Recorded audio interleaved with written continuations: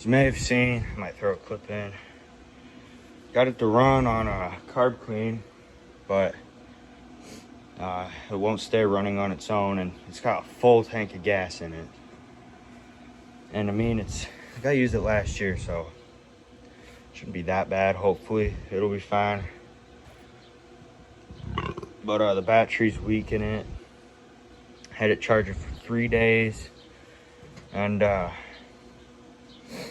you know, it's not bad, but it's getting weak. What else? For whatever reason, it occasionally does not want to turn over with the key, so I've been jumping it with the starting solenoid. Got a 54-inch deck, pretty cool. Biggest one I've got. This here is tie rods, definitely. That needs help. And something with the spindle too. Looks like it's been welded in. It's got a hose clamp on it too, so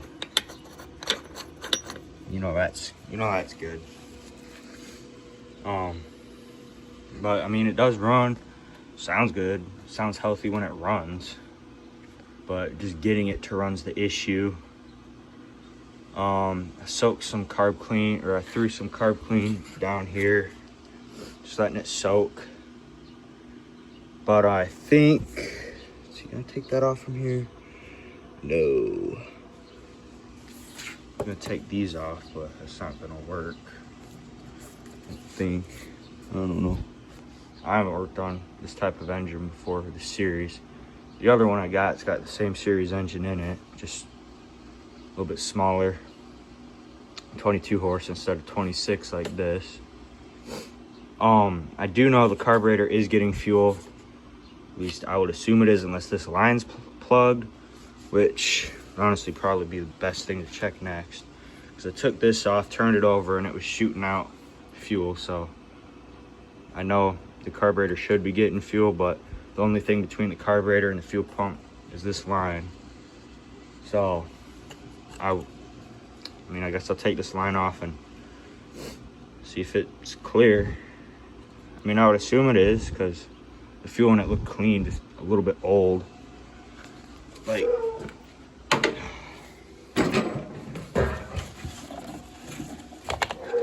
can't really see. Why does my dog have to be like that? But yeah, the seat's a little rough, and I dug enough dirt out of the deck.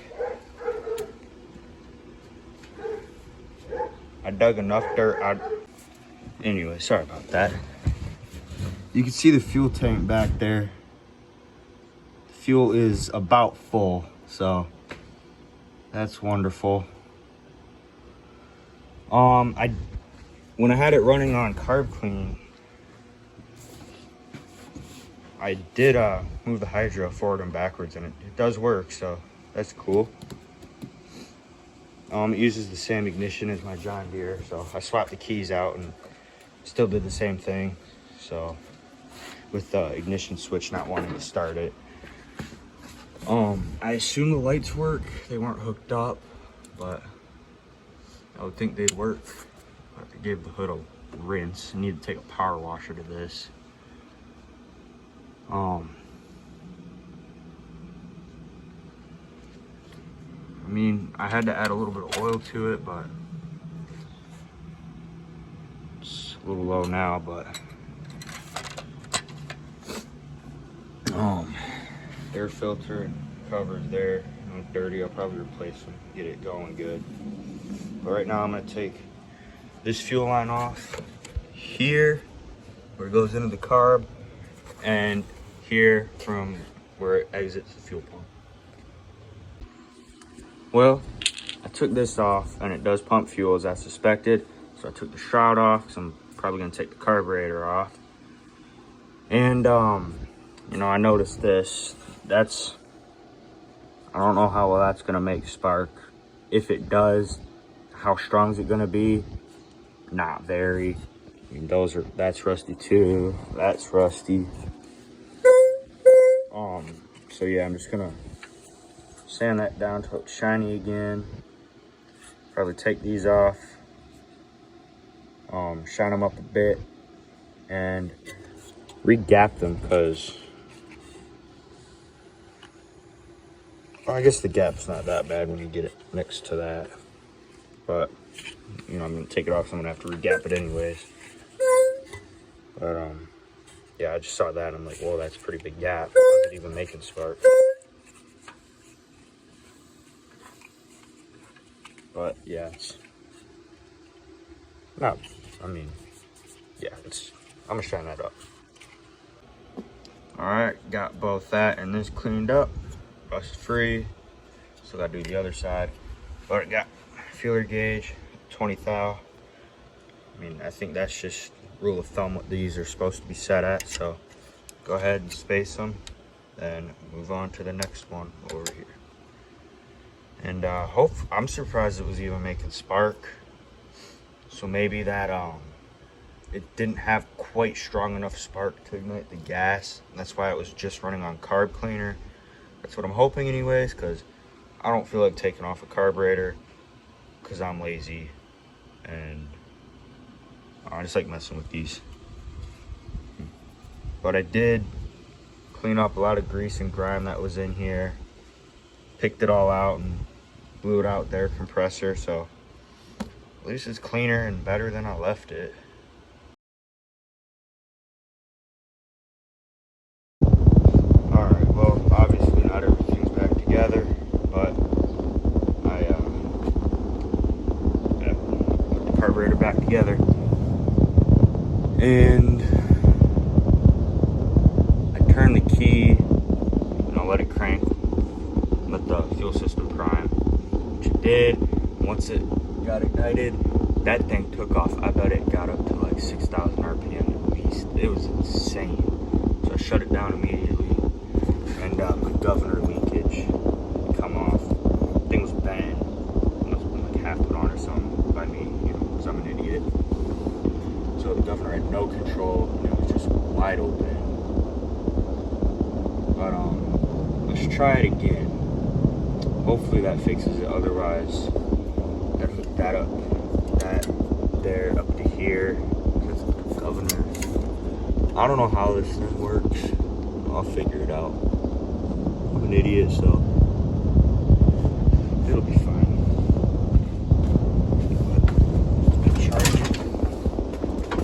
Might for about a day, really. Green feels good. I'm just gonna put it at idle. Turn the key.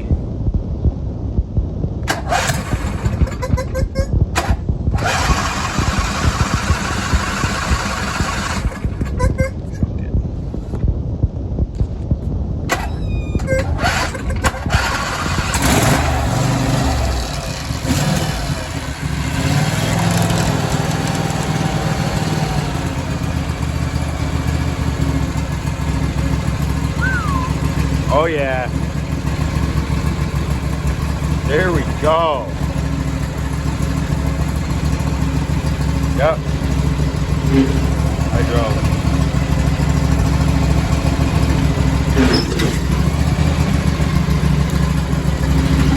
Oh, reverse does work too. Cool.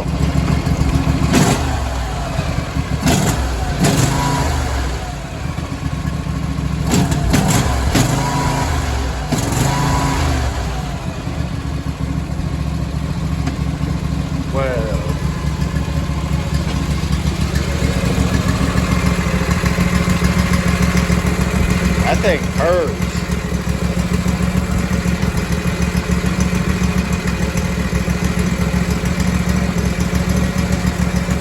Nice. All right, well, got it to run. It cuts. It moves. I'm sure I gotta add more flush hydro. But I can do that some other time.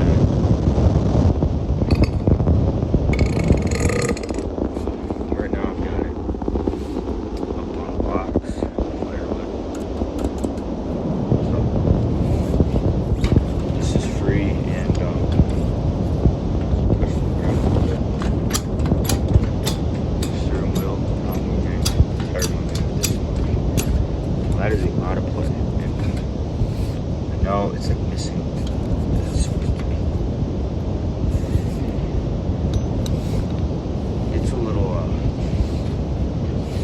not what it's supposed to be. So I'm gonna try to get it more like what it's supposed to be. And the hose connect there. Hold the tire on. Connect there with the tire on. And this is the only tire that doesn't appear to leak air. That one does slowly, overnight. You can hear that one actually. This one does too, slowly. That rear back one. Fill it up to about 15 psi.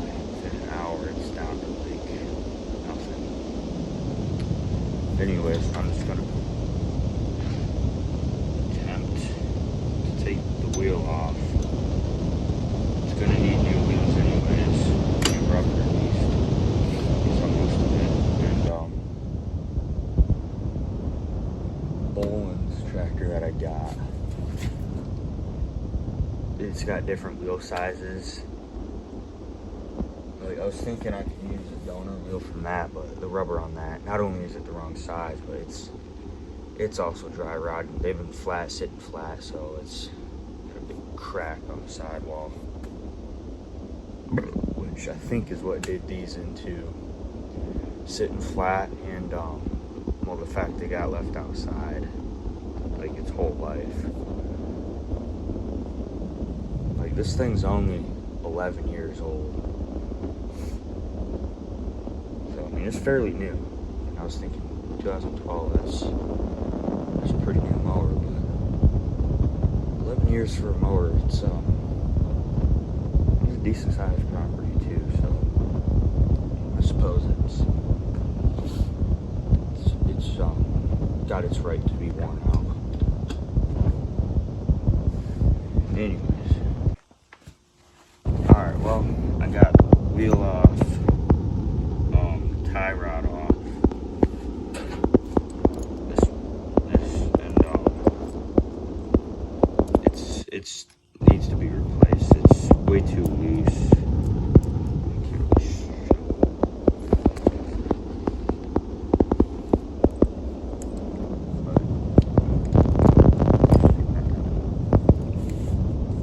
It did just pop out. Like it didn't take much to pop it out, and it's worn. So I can get one of these for both sides for like $17 or something. I don't know how much they're thinking.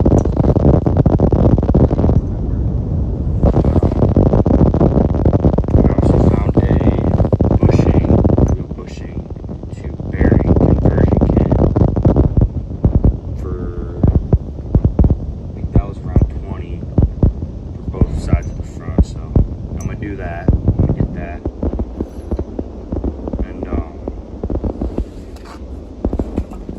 Hopefully it works. If not, then I can just have extra bearings, I guess.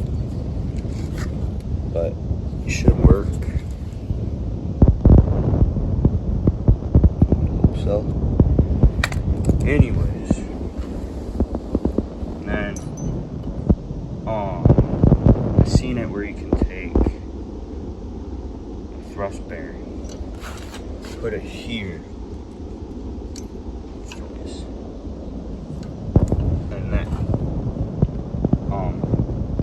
Eases friction, reduces friction when steering, which makes it turn easier. And I don't think it would work with this because there's not really enough room there for even such a slim bearing, such as a thrust bearing. And spindle, it's in good shape.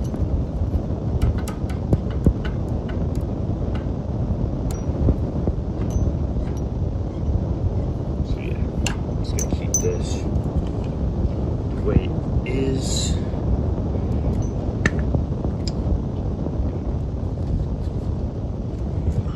There we go. And yeah, get new tie rod.